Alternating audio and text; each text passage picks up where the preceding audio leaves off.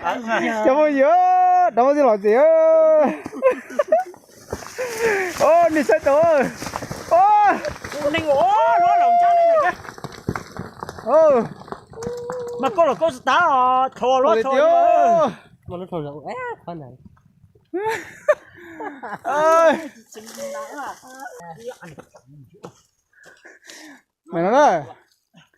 Họ tỉnh chỗ o rồi lọt cỡ này. Có gì nó? một sáng là sáng kìa sáng Có gì nó nè? Cho lửa cho tôi đập vào dưới thế này. Ô, ô, tay tay đúng không à sao mà chỉ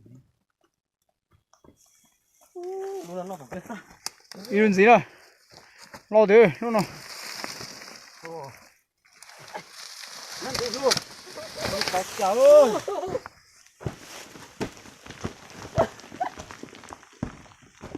ô luôn thô Lo đi. cảm thấy bằng lửa mà Có gì nữa mà tồn truy bao gì đó thế nữa.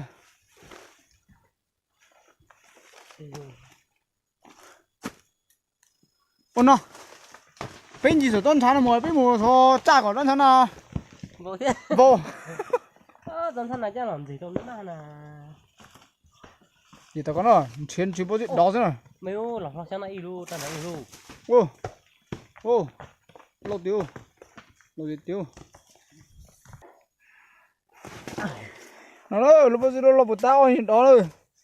Dập tao nè tê, sao nó mệt kìa. không phải ơi cái thằng tì cái ôi bắp lại Lột tiêu, tiêu đó rồi thế này.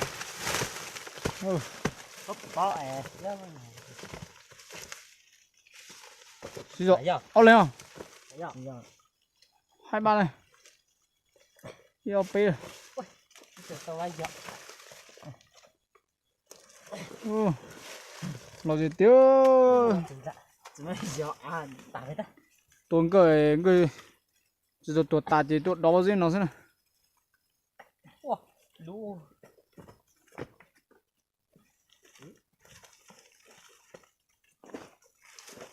Ăn liền không? dạ này ôi ôi ôi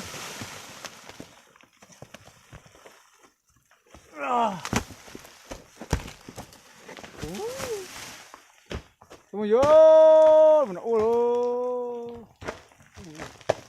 Để này lúc có bò lo chặt lại nhá là bê. giật kia mà Lui giỏ ơi. lý ra kia ôi cái gì quá ra nó chết tổng cái Cái là bố tí con này. Cái cỡ như trốn tụ theo. Sẽ điểm một lúc này trong nó cho bố gì đọt tà thì sẽ thiên cây này giờ. Cho xin cho đó thế này. đúng vậy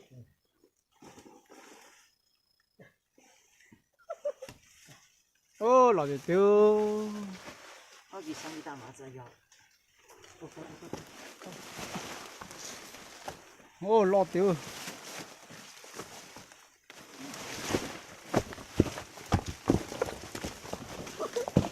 ô tao đến nào ơi biết chỗ tao đến nè ô rồi mà nhá mù ơi một hàng ăn ơi mù ơi mù đấy Ui dồi. Ui trời ơi. Nè nó bị bung chung rồi. Chịu đi cái tàu ơi. gì kìa ui tao chỉ tàu của chính phải sọc á tao là đồng kịp chứ không mang kìa Hát chỉ muốn xếp bao nhiêu đó rồi. Tao nói sao? Xếp vào mua này. Ô. Để nó lọt kìa. Để xem mà. Pây này đó thì to. Ừ.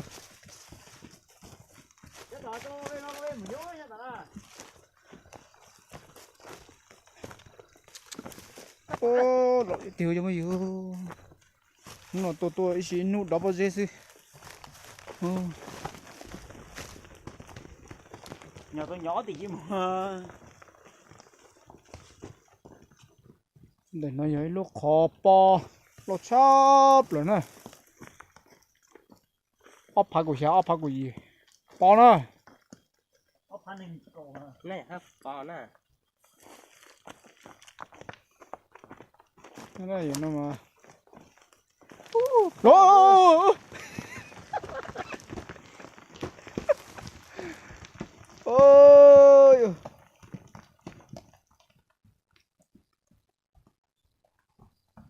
gì tiền ơi Phải chưa? lúc kia đó phía cho ok lúc kia ôi lúc nào mà lo tiền cho gì hả tao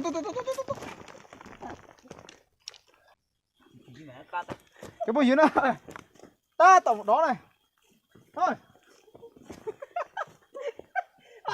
Chạy sao cái giá như vậy? Đây. Giá giờ. Gì? Nhật khen nó mà đâu mà. tức là người kia Nhật khen nó phải ăn tôi mù nè. Chứ mà họ lùi sự kia tâm đọc rồi bị khen. Còn số YouTube tại đó mà. Đây chứ mà họ ôi giờ đây. Còn YouTube nhiệt rồi mày nó. Nè. Ôi.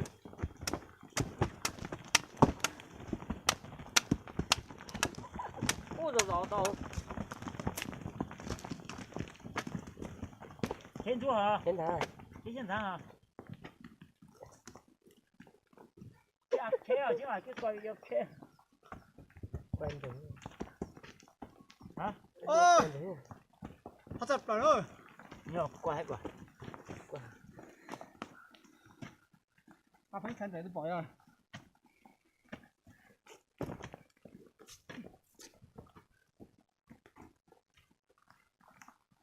Thấy cái tàn nhỏ mà muốn cho nó.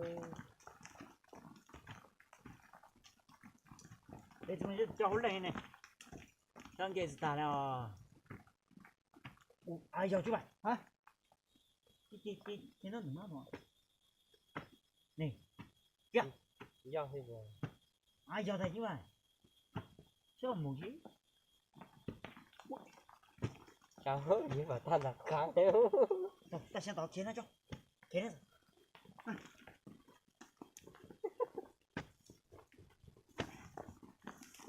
luôn lọc kìa cái con chín nhiều sở hữu thu nhẹ hả? lọc kìa Đấy mà họ lủng chế đấy, cái cô cho nó xem. hôm nó bỏ từ nạt thiếu nào rồi xem một bỏ này Nàn chỗ hả? nạt à hả Nàn chỗ hả? Rồi nàn chỗ hả? Nếu như ta xuống đâu thể lấy ta không đi nhỉ? Lấy ta bỏ, lấy ta bỏ. Nhắc lấy này nhỉ? Ôi, chúng cho lên đây chúng, này, ta phải mai, ok chỉ giao về nó, nó đây sao tập lỡ cái video nó bây giờ chỉ đó xin dừng cái nữa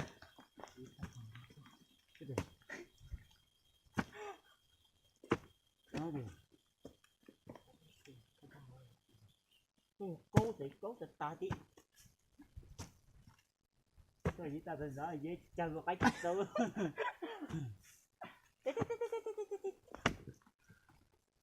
chắc nó xóa lên Nhầm kìa. Kia mà cho ai giờ cái gì kìa nè. Kia chỉ mà sử dụng kìa. Kìa. Đây như này. Nhưng mà có tiền. Tá tiền của nó luôn. Bắt đầu vô rồi. từ bao nhiêu vô một tiếng 2 3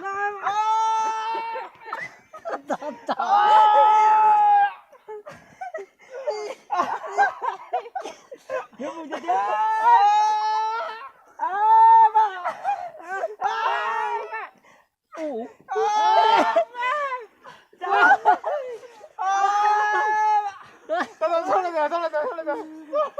Xong ui à một ta hai bạn ya ui Wow! kia Ôi giời, làm gì chưa? Ô, là con gà chúng ta à hả một đó làm gì đi kia nghe lên. yeah lô đặt tạ rồi